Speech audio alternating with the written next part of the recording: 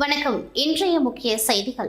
புதுச்சேரி அரசின் செய்தி மற்றும் விளம்பரத்துறை சார்பில் சிந்தனை சிற்பி சிங்காரவேலரின் பிறந்தநாள் இன்று கொண்டாடப்பட்டது. பிறந்தநாளை ஒட்டி புதுச்சேரி நீதிமன்றம் அருகே உள்ள அவரது சிலைக்கு அரசு சார்பில் முதலமைச்சர் ரங்கசாமி, சபாநாயகர் செல்வம் மற்றும் சட்டமன்ற உறுப்பினர்கள் ஆகியோர் மாலை அணிவித்தும் மலர் தூவியும் மரியாதை செலுத்தினர். தொடர்ந்து பாஜக சார்பில் முதல்வரின் பாராளுமன்ற செயலர் ஜான்குமார் எம்எல்ஏ, சட்டமன்ற உறுப்பினர்கள் கல்யாணசுந்தரம், ரிச்சர்ட் ஜான்குமார் ஆகியோர் மாலை அணிவித்து மரியாதை செலுத்தினார்கள். அதனைத் தொடர்ந்து திமுக சார்பில் மாநில அமைப்பாளரும் எதிர்க்கட்சித் தலைவருமான சிவா எம்எல்ஏ அவர்கள் தலைமையில் மாலை அணிவித்து மரியாதை செலுத்தப்பட்டது. இதில் சட்டமன்ற உறுப்பினர் அனிபால் கென்னடி உள்ளிட்ட திமுக நிர்வாகிகள் கலந்து கொண்டார்கள். தொடர்ந்து திராவிட கழகம் மற்றும் தமிழக வெற்றிக் கழகம் உள்ளிட்ட பல்வேறு அரசியல் கட்சியினர் மற்றும் மீனவர் அமைப்பினர் சிங்காரவேலரின் சிலைக்கு மாலை அணிவித்து மரியாதை செலுத்தினர். பாகூர் கஸ்தூரிபாய் காந்தி பெண்கள் அரசு மேல்நிலைப்பள்ளி மற்றும் பாரதி அரசு ஆண்கள் மேல்நிலைப்பள்ளியில் பயிலும் 10ஆம் வகுப்பு மற்றும் 12ஆம் வகுப்பு மாணவர்கள் அரசு பொதுத் தேர்வை சந்திக்க உள்ளதால் அவர்களுக்கு மாலையில் சிறப்பு வகுப்பு பள்ளியில் நடைபெறுகின்றது. நமது மாணவர்களின் நலனை கருத்தில் கொண்டு தேர்வு செல்லும் மாணவர்களுக்கு பயிலும் பொழுது சோர்வடையாமல் இருக்க அவர்களுக்கு சிற்றுண்டி, அதாவது தினமும் டீ மற்றும் ஸ்நாக்ஸ் ஏற்பாடு செய்யப்பட்டு 17ஆம் தேதி முதல் அவர்கள் தேர்வு செல்லும் வரை தினம்தோறும் மாலையில் வழங்க ஏற்பாடு செய்யப்பட்டதை தொடர்ந்து நேற்று 2 அரசு பள்ளிகளிலும் உள்ள மாணவர்களுக்கு சிற்றுண்டியை ரீகன் ஜான்குமார் அவர்களால் வழங்கப்பட்டது. நெல்லித்தோப்பு தொகுதி பாஜக தொகுதி தலைவராக விஜயராஜ் நியமிக்கப்பட்டுள்ளார். இதுகுறித்து விஜயராஜ் கூறும்பொழுது, மாண்புமிகு பாரத பிரதமர் மற்றும் உள்துறை அமைச்சர் அமித்ஷா ஆகியோர் ஆசியுடன் தலைவர் ஜே.பி. நட்டா ஒப்புதலோடு புதுவை பாஜக தலைவர் செல்வ கணபதி எம்பி, பாஜக எம்எல்ஏக்கள் அண்ணன் ஜான்குமார், ரிச்சர்ட் ஜான்குமார் ஆகியோர் பரிந்துரையின் பேரில் நெல்லித்தோப்பு தொகுதியில் பாஜக தலைவராக பொறுப்பு கொடுத்தமைக்காக கோடான கோடி நன்றி நன்றி நன்றி என்று கூறினார். முன்னதாக நெல்லித்தோப்பு சட்டமன்ற அலுவலகத்திலிருந்து பாஜக தலைமை அலுவலகம் வரை நெல்லித்தோப்பு பாஜக தொண்டர்கள், நிர்வாகிகள் மற்றும் மகளிர் அணியினர் மேலத்தாளத்துடன் ஊர்வலமாக சென்று பாஜக அலுவலகத்தில் நெல்லித்தோப்பு தொகுதி பாஜக தலைவராக பதவியேற்பு விழா நடைபெற்றது. அதனைத் தொடர்ந்து தொழிலதிபரும் சமூக சேவகருமான ஜோஸ் சார்லஸ் மார்டின் விஜயராஜ் பணி சிறக்க வாழ்த்து கூறினார். இந்த விழாவில் சட்டமன்ற உறுப்பினர்கள், முதல்வரின் பாராளுமன்ற செயலர் ஜான்குமார் எம்எல்ஏ மற்றும் ரிச்சர்ட் ஜான்குமார் எம்எல்ஏ கட்சி துண்டு அணிவித்து வாழ்த்து கூறினார்கள். பாஜக நிர்வாகிகள் மோகன்குமார், மௌலி தேவன், அகிலன், ரவிச்சந்திரன், வெற்றி செல்வம் மற்றும் நெல்லித்தோப்பு நிர்வாகிகள் மற்றும் ஏராளமான நிர்வாகிகள் கலந்து கொண்டார்கள்.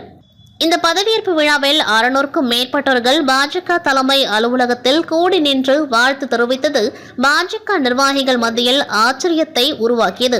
சட்டமன்ற உறுப்பினர் ஜான்குமார் மற்றும் ரிச்சர்ட் ஜான்குமார் பணியானது பாஜக கட்சியை வளர்ச்சி பாதையில் கொண்டு செல்ல உதவுகின்றது.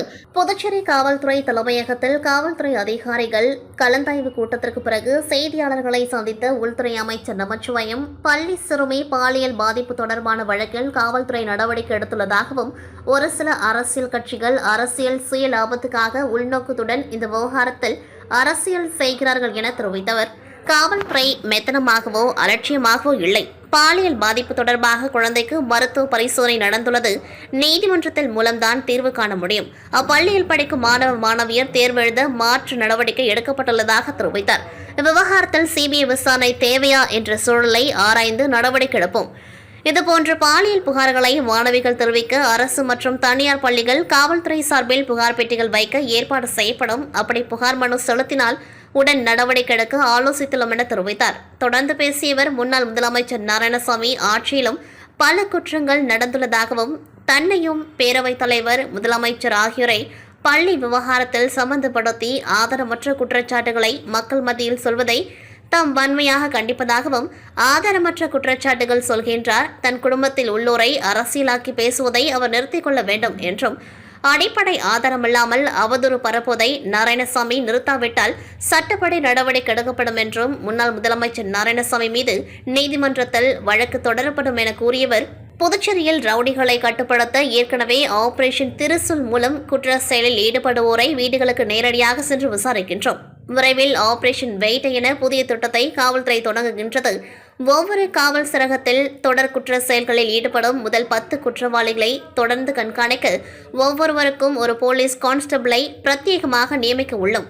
ஊர்காவல் படையை சேர்ந்த 500 பேர், போலீசார் 37 பேர் பயிற்சி முடித்து இம்மாத இறுதிக்குள் பணி அமர்த்தப்படுவார்கள். இரவு ரோந்து பணியை தீவிரப்படுத்தப்படும். இரவு ரோந்து செல்லும் காவல்துறை அதிகாரிகள் விவரம் தினமும் வெளியிடப்படும். இரவு 11 மணி வரை மட்டும் சிறு கடைகள், சாலையோர உணவகங்கள் திறந்திருக்க காவல்துறை கட்டுப்பாடு விதித்த நிலையில் இரவு 12 மணி வரை சாலையோர உணவகங்கள், சிறு கடைகளை திறக்க அனுமதிக்கப்படுவதாக அமைச்சர் நமச்சிவாயம் தெரிவித்துள்ளார். அரியங்குப்பம் சட்டமன்ற தொகுதிக்குட்பட்ட தேங்காய்திட்டு பகுதியில் யங் ஸ்டார் கிரிக்கெட் கிளப் நடத்தும் 3ஆம் ஆண்டு கிரிக்கெட் போட்டி இன்று உப்பளம் ஆச்சாரியா பள்ளி அருகில் உள்ள மைதானத்தில் நடைபெற்றது. இதில் அதிமுக மாநில கழக பொருளாளர் ரவி பாண்டுரங்கன் சிறப்பு அழைப்பாளராக கலந்து கொண்டு கிரிக்கெட் போட்டியினை துவக்கி வைத்தார். அதனைத் தொடர்ந்து கிரிக்கெட் விளையாட்டு வீரர்களுக்கு சீருடை, கிரிக்கெட் பேட் உள்ளிட்ட விளையாட்டு உபகரணங்களை வழங்கி உற்சாகப்படுத்தினர். மேலும் இந்நிகழ்ச்சியில் அரியங்குப்பம் தொகுதி கழக செயலாளர் ராஜா, அவைத்தலைவர் ராஜேந்திரன், வார்டு செயலாளர் ரமேஷ், அரியங்குப்பம் எம்ஜிஆர் மன்ற செயலாளர் சரவணன் உள்ளிட்ட நிர்வாகிகள் உடன் இருந்தனர். புதுச்சேரி மாநிலம் முழுவதும் 400க்கும் மேற்பட்ட மதுபான கடைகள் மற்றும் ரெஸ்ட்ரோ பார்கள் உள்ளது. இதனிடையே புதுச்சேரியில் 8 புதிய மதுபான உற்பத்தி தொழிற்சாலைகள் திறக்க அமைச்சரவையில் முடிவு எடுக்கப்பட்டுள்ளது. இந்நிலையில் புதிய மதுபான தொழிற்சாலைகள் திறக்கப்பட்டால் கோடிக்கணக்கான லிட்டர் நிலத்தடி நீர் உறிஞ்சப்படும். இதனால் விவசாயிகள் பெரிய அளவில் பாதிப்புக்குள்ளாவார்கள் என்பதால் புதிய மதுபான தொழிற்சாலைகள் மற்றும் கடைகளுக்கு அரசு அனுமதி அளிக்கக்கூடாது என வலியுறுத்தி தட்டாஞ்சாவடி பகுதியில் உள்ள கலால்துறை அலுவலகம் அருகே இந்திய கம்யூனிஸ்ட் கட்சி சார்பில் கண்டன ஆர்ப்பாட்டத்தில் ஈடுபட்டனர். இதில் 200க்கும் மேற்பட்டோர் ஆர்ப்பாட்டத்தில் கலந்து கொண்டு மாநில அரசுக்கு எதிராக கண்டன கோஷங்களை எழுப்பினர். புதுச்சேரி திராவிட முன்னேற்றக் கழகத்தின் மாநில அமைப்பாளரும் சட்டப்பேரவையின் எதிர்க்கட்சித் தலைவரும் வில்லியனூர் தொகுதியின் சட்டமன்ற உறுப்பினருமான சிவா அவர்கள் ஆலோசனைப்படி மார்ச் 1ஆம் தேதி தமிழக முதலமைச்சர் மு.க.ஸ்டாலின் பிறந்தநாள் விழாவை புதுச்சேரி முழுவதும் திராவிட முன்னேற்றக் கழகத்தின் சார்பில் கொண்டாட வேண்டும் என முடிவெடுக்கப்பட்டது. இதனையடுத்து மங்கலம் தொகுதிக்குட்பட்ட திமுக கிளை நிர்வாகிகள் மற்றும் தொண்டர்கள் முன்னிலையில் மாநில செயற்குழு உறுப்பினர் சன் குமரவேல் தலைமையில் அவரது இல்லத்தில் ஆலோசனை கூட்டம் நடைபெற்றது. இதில் மங்கலம் தொகுதிக்குட்பட்ட கழக கிளை நிர்வாகிகள் சார்பில் அவரவர் பகுதியில் பிறந்தநாளை கொண்டாடும் வகையில் பள்ளி மாணவர்களுக்கு எழுது பொருட்கள், விளையாட்டு வீரர்களுக்கு விளையாட்டு உபகரணங்கள், பொதுமக்களுக்கு அன்னதானம் என பல்வேறு நலத்திட்ட உதவிகள் வழங்கப்படும் என்றும் அன்றைய தினத்தில் மங்கலம் தொகுதிக்குட்பட்ட கழக கிளை நிர்வாகிகள் அனைவரது இல்லத்தில் கட்சிக்கொடி ஏற்றி இனிப்புகள் வழங்கி கொண்டாடப்படும் என தீர்மானம் நிறைவேற்றப்பட்டது.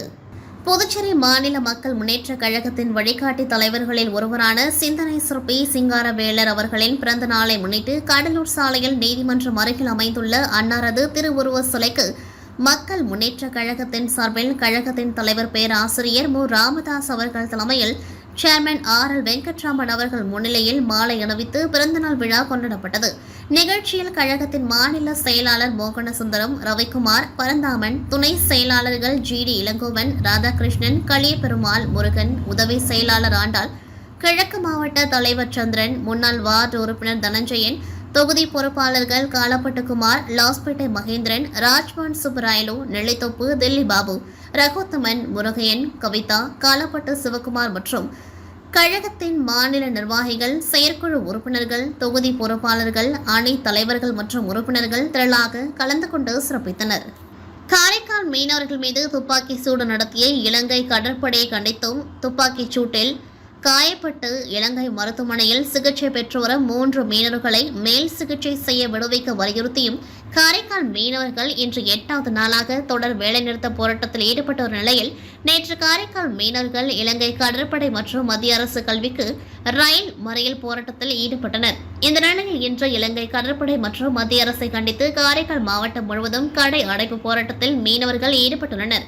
மேலும் இன்று மீனவர்களின் கடை அடைப்பு போராட்டத்தின் காரணமாக 100க்கும் மேற்பட்ட போலீசார் பல்வேறு பகுதிகளில் பாதுகாப்பு பணியில் ஈடுபட்டு வருகின்றனர்.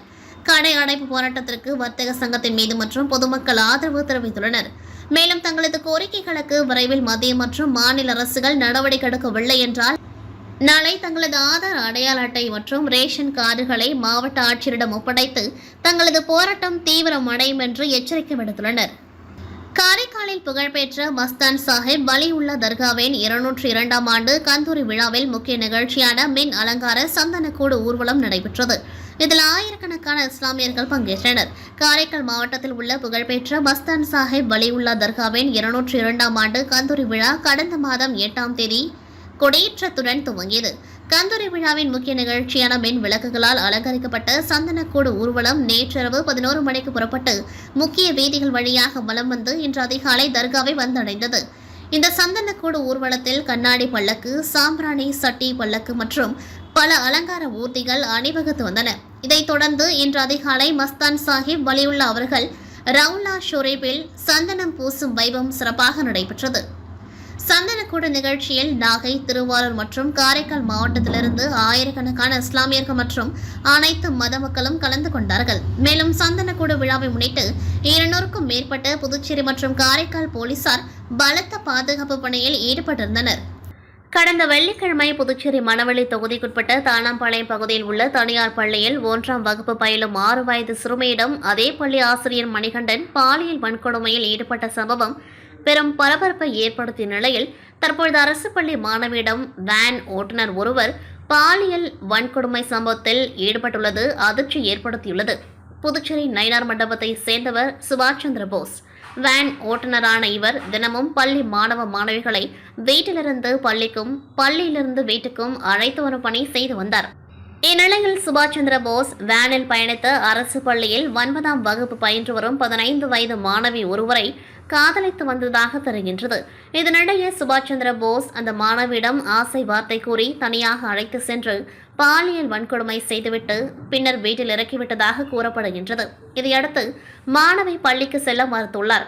பெற்றோர் மாணவியிடம் விசாரித்த நிலையில் நடந்தவற்றை கூறியுள்ளார்.